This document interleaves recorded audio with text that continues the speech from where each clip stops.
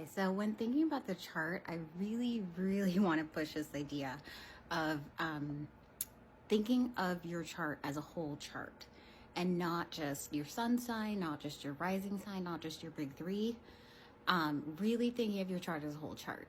So I want to talk about the second house for a bit, because the second house, I feel like we don't talk about the second house that much because it's not like one of the most interesting houses. It's not like super mystical or anything like that.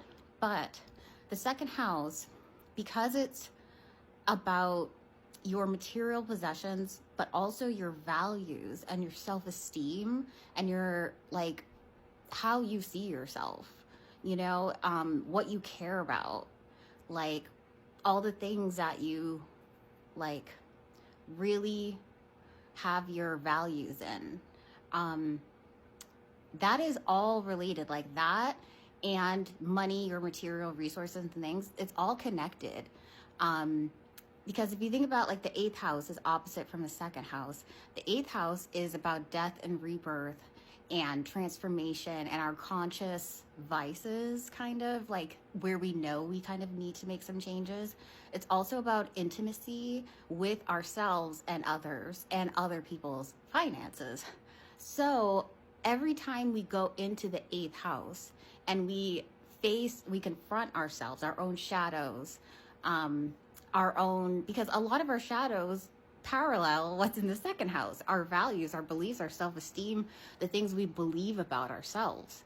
So every time we go into the eighth house to transform ourselves and become the best version of ourselves, to like reconnect to ourselves, to think about how we see ourselves, to transform ourselves, it transforms our values, it transforms how we see ourselves, our self-esteem. And transforming our self-esteem, our values, and like really getting in line with that is what attracts money to us. Because if you think about it, confident people are the ones that seem to be running the show around here. And confidence really is key. Confidence, but the thing about confidence is that I think our definition of confidence, specifically in the US, is a bit superficial. Because if you have confidence, but it's like ego confidence, it doesn't go down deep. You can, like, let's say you're confident in your looks, like your face. What happens if something happens to your face? Then you're not gonna have your confidence anymore. Or if you have confidence in your body, same thing. Confidence in your job, you lose your job. Now what? Do you have your confidence? That's what usually sends us to the eighth house, is those intense situations that transform us. Intimacy with others, relationships. Like if you lose your relationship, are you going to lose your confidence?